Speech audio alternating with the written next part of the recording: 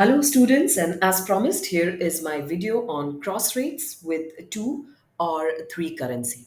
Before we look into it, that how do we do the calculation, we will first go through the meaning of the cross rates. So as discussed in class, I'm just reiterating that cross rate is basically when the exchange rate of your currency in which you or the dealer is interested is not available in the home currency.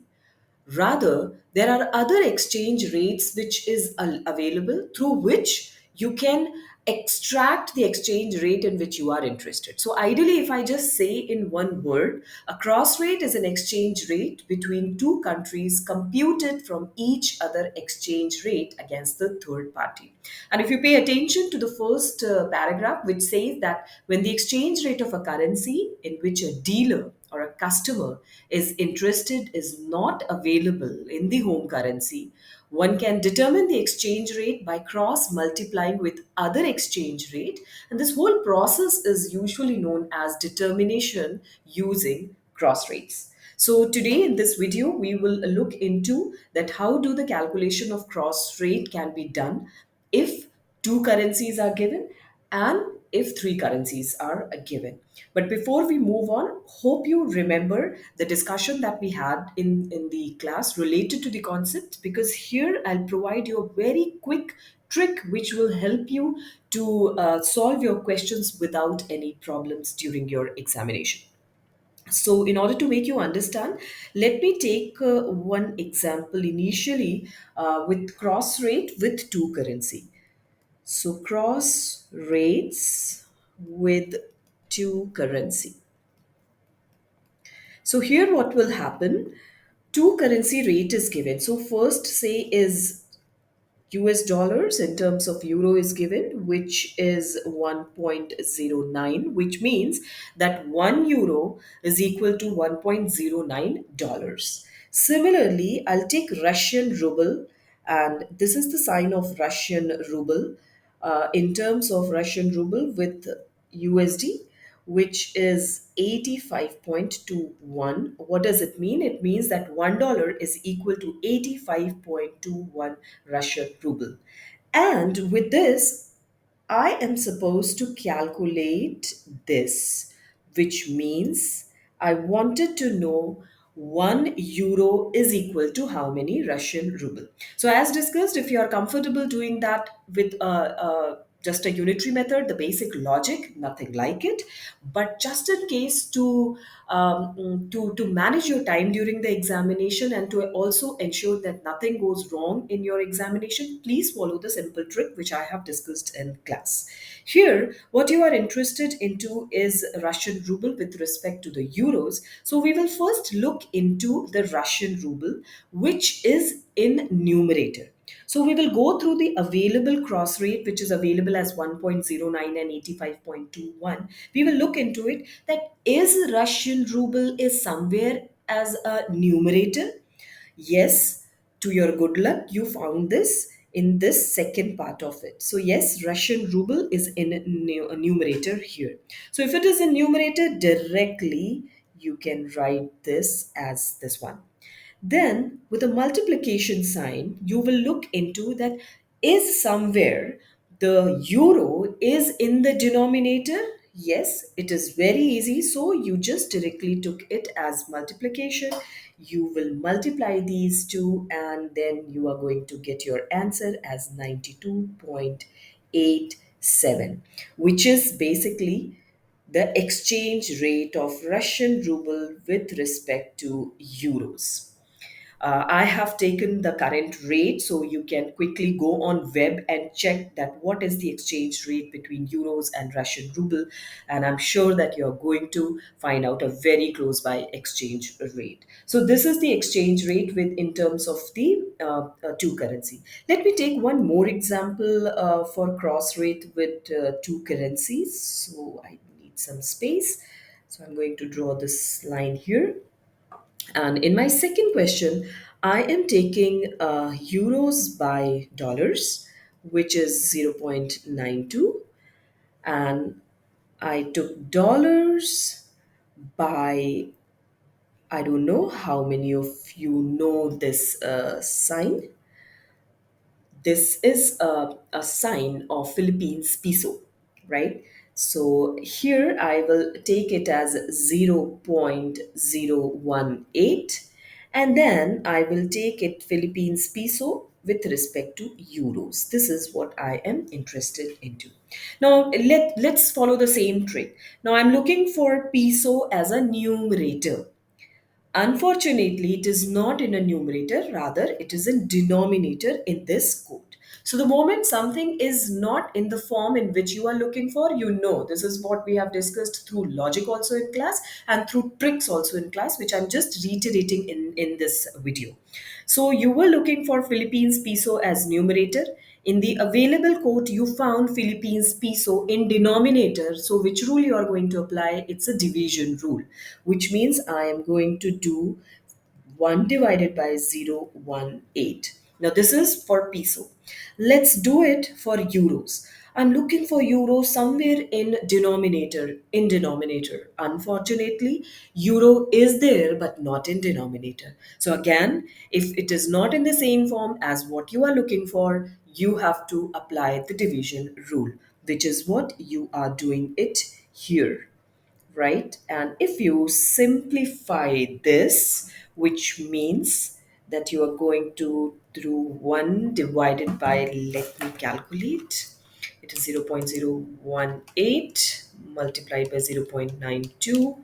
It is coming across 0.01656, which in turn will give you 60.386. So, what does it mean? It means this is the rate that I was looking for. It is a Philippines peso by euros is equal to 60.386, which means that 1 euro is equal to 60.386 Philippines peso. So this is what exactly all about your cross rate with two currency. Let me quickly take you and finish up the video with my last part of discussion, wherein I wanted to do the cross rate with three currency. So, what will happen if you are supposed to calculate a cross rate with three currency code? Okay, so here, if I will look into it, and let me take first question, which talks about, say, rupee, Indian rupee by dollars is equal to 81.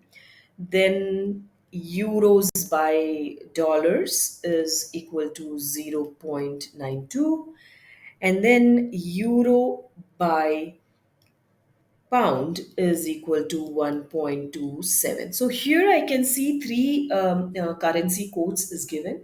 And what am I supposed to calculate? I'm supposed to calculate rupee by pound. This is what I am interested. So I was interested into basically a rupee by pound code, but unfortunately, say suppose when I am looking for it, I couldn't get that code. But this is the code which I can derive using cross rates. And again, we'll follow the same rule as what we were doing with just a small difference. That here, first we will pay attention to rupee and we will look into the question, is rupee somewhere in the numerator? Yes, the rupee is in the numerator. So if I just write that, how's the code written for rupee in numerator? So it is basically the first code. Okay, the first code which is written as rupee by dollar. Then I will look for basically the pound. That is, the pound is in denominator somewhere, right? So it is. So if you follow this step from here on, your question will turn wrong. That's a very common mistake that a student tend to do. That they started applying the concept for cross rate with two currency in three currency. This is not what you have to do. Okay. So once your Indian rupee quote you have written, now you have to cross multiply. This means in order to cross multiply, you need dollar somewhere as a numerator. This means I need dollars as a numerator, right? So you will check that is the dollars because you want this two here so that these two will get cancelled. So basically you are looking for this. So just check, is it there? Unfortunately, it is not there. You have dollar into this code, but that code is into basically your denominator. So we will use this code with an only difference that we'll keep dollar above. Okay, so we will take dollar by euros, and then the story doesn't end here. In order to nullify this euro with euro, you wanted to have now you need euro into basically numerator. You found this. You can find this very easily in the third code, wherein your euro is already into a numerator with respect to basically the pound. Now, if you cancel this with this and cancel euro with euro, you are basically ending up the one that you are interested. Yes or no? Yes, correct. Now we will just substitute this with the figure. So just for the simplicity, I will remove this sign, this cross sign, so that you will not get confused. But the whole purpose was this only. Okay. So we will substitute this formula now with figures. So you will look for rupee by dollar. Rupee by dollar as it is. It is available here into this rate. So I will write it as 81.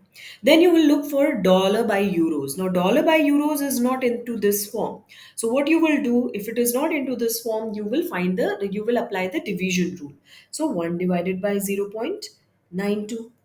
Then you will look for euro by pound. Euro by pound is directly available. So you will write it as it is, which means it is 81 multiplied by 1.27 divided by 0.92. And this is the rate that you are calculating for rupee by pound. If I just quickly multiply this divided by 0.92, I'm getting an answer as 111.81. What does it mean? That 1 pound is equal to this much of rupee. So, this is the currency code that I plan to discuss. Let me solve one more question for your better understanding. This is a request from one of your batchmate, wherein she has asked me that she needs some questions to practice and related to the cross rate. So this is especially for that student. So second question, which I just wanted you to pay attention, is say euro by pound, which is given as 0.78, and then say Canadian dollar by pound, which is given as 0.54, and third one will be dollar by Canadian dollars, which is given as 1.28. And what am I interested? I'm interested into dollar by euros. This is what I have to calculate. So again, it's a three quote. As it is, you have to pay attention to the dollars. That too, are you having in the available quote anywhere dollar as numerator? Yes, you have it here. So we will just write the notations for the quote. So dollar by Canadian dollar. Now you know, in order to cross multiply, you need Canadian dollar at the top. And just check that, do you have Canadian dollar as a numerator? Yes, you have it here. So you will write Canadian dollars divided by pounds. And now you know that in order to cross multiply your pound, you need pound as a numerator. Just check it out in the third quote, that is it in the numerator? No, it is not in the numerator. Pound is in the denominator, and therefore you will write the quote as pound divided by euros, right? And we will just substitute now whatsoever it is given. So first one is dollar by Canadian dollar, dollar by Canadian dollar. We will take this figure, which is 1.28. Second one is Canadian dollar by pound. It is also directly given. We will take this one, which is 0.54. And third one, we will look into that pound by euros. No, it is given as euros by pound, and therefore you have to apply the division rule because it is not available into this form. So this is 1 divided by 0.78. And finally, if you calculate the answer, it is something like this, which is 1.28 multiplied by 0.54 divided by 0.78. Quickly, let me calculate 1.28 multiplied by 0.54 divided by 0.78. And it is giving me an answer of 0.886, an odd figure. But that's fine. I am taking up till say two to three digits. So what is this rate? This is the rate basically for dollar by euros. So dollar by euros is equal to 0.886, which means that 1 euro is equal to 0.886 dollars. Thank you and all the best for your exam.